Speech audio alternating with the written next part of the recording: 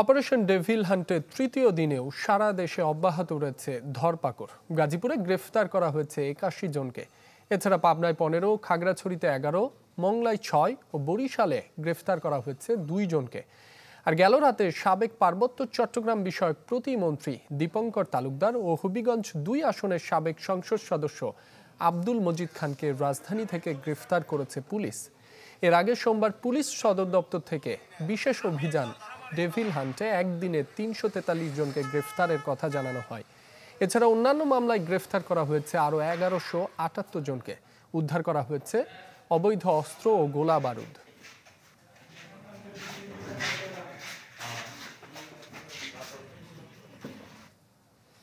Operation devil হান্টের আরও খবর জানাতে বরিশাল ও ময়মনসিংহ থেকে যোগ দিচ্ছেন আমাদের সহকর্মীরা। শুরুতেই বরিশাল থেকে যোগ দিচ্ছেন কাউসার হোসেন রানা। রানা,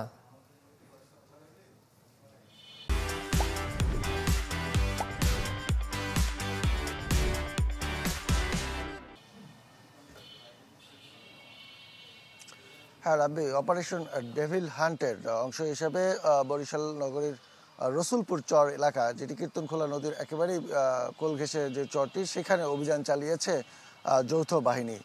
রসুলপুর মূলত একটি বস্তি এলাকা, যেখানে অসংখ্য মানুষ বসবাস করেন এবং সেখানে এর আগে থেকেও কিন্তু বিভিন্ন সময় অপরাধ কার্যক্রমের একটি আখড়া হিসেবে নগরীতে বেশ পরিচিত, কারণ সেখান থেকে এর আগেও বিভিন্ন সময় দেশীয় অস্ত্র এবং মাদক উদ্ধার করা হয়েছে।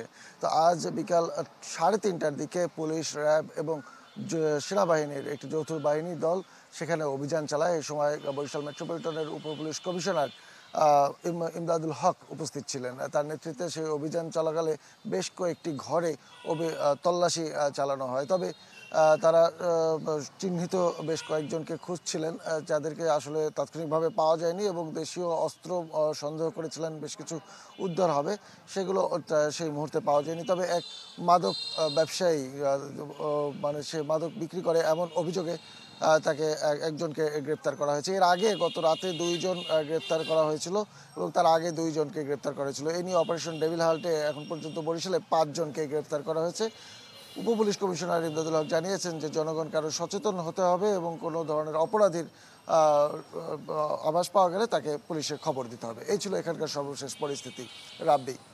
রানা, আপনাকে ধন্যবাদ। এবার ময়মনসিংহে চলে যাচ্ছি, সেখান থেকে যোগ দিচ্ছেন সুলতান মাহমুদ কনিক। কনিক, ময়মনসিংহে আজ কয়জনকে গ্রেফতার করা হয়েছে আর সাধারণ মানুষ এই অপারেশন ঘিরে কি বলছেন?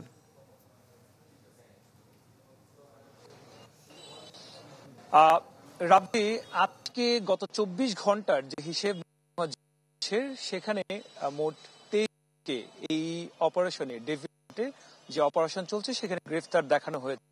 একটি বিষয় আপনাকে জানিয়ে রাখি যে গত ৭২ ঘন্টা ৪৫ জনকে কিন্তু আটক করা হয়েছে। পরবর্তী সময় বিভিন্ন মামলায় তাদেরকে গ্রেফতার দেখিয়ে আদালতে পাঠানো হয়েছে।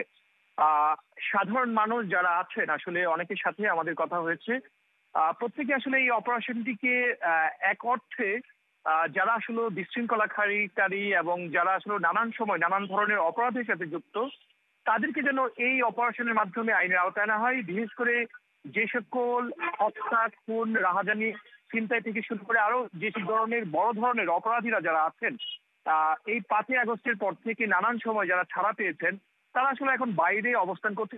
চাঁদাবাজি, ছিনতাইয়ের ঘটনা কিন্তু শুধু ময়মনসিংহ জেলা নয়, সারা দেশেই কিন্তু অনেকটা বেড়েছে।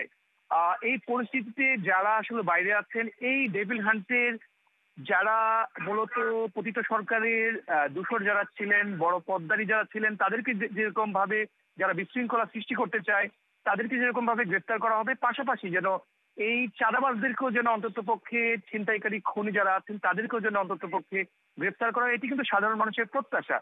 তবে ময়মনসিংহ কোতোয়ালি সদর থানার একটি তথ্য যদি আপনাকে জানাই, যে ২৩ জনকে ময়মনসিংহ জেলায় আজকে গ্রেফতার দেখানো হয়েছে, সেই ২৩ জনের মধ্যে ১০ জন কিন্তু কোতোয়ালি থানা এলাকায় ছিল এবং এই ১০ জনের মধ্যে ২ জন ছিল বিভিন্ন মামলায়, রাজনৈতিক বিভিন্ন মামলায় তারা এজাহারভুক্ত আসামি। এর বাইরে যে ৮ জন ছিল, সেই ৮ জনকে কি আটক করার পরে কিন্তু পুলিশ অন্য যে সকল রাজনৈতিক মামলা আছে সেই মামলায় কিন্তু তাদেরকে চালান দিয়ে মূলত গ্রেফতার দেখিয়েছে। তো সাধারণ মানুষ যারা আছেন তারা প্রত্যাশা করছেন, পাশাপাশি আইন শৃঙ্খলা বাহিনী যিনি জেলার যিনি কর্তা ব্যক্তি আছেন পুলিশ, তিনি বলছেন যে কাউকেই হয়রানি করা হচ্ছে না সুনির্দিষ্ট ভিত্তিতে। কনিক, আপনাকে ধন্যবাদ। বরিশাল ও ময়মনসিংহ থেকে অপারেশন ডেভিল হান্টের খবর জানাচ্ছিলেন আমাদের সহকর্মীরা।